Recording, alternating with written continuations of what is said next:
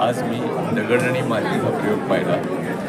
हा एक विलक्षण थक्क करणारा, खूप विचार करायला लागला, हसवत हसवत अत्यंत अंतर्मुख करणं, अद्भुत लिहिलेला, अद्भुत बसवलेला आणि अद्भुत काम केलेला प्रयोग. खूप दिवसांनी मी असं नाटक पाहिलं. माझं संपूर्ण चमूला, लेखक, दिग्दर्शक, कलाकार, बॅकस्टेज या सगळ्यांना अत्यंत मनापासून अभिनंदन आणि आभार करणं. एक अतिशय महत्त्वाचा विषय, आज अत्यंत ज्वलंत असलेला विषय, खरं तर कित्येक दिवस, कित्येक महिने, कित्येक वर्ष ज्वलंत असणारा या भारतातला विषय आहे. तो अशा पद्धतीने हाताळलेला मी पाहिलेला नव्हता.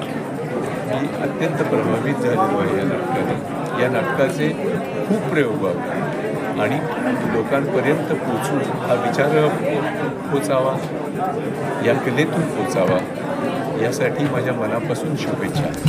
जगी नाही भाव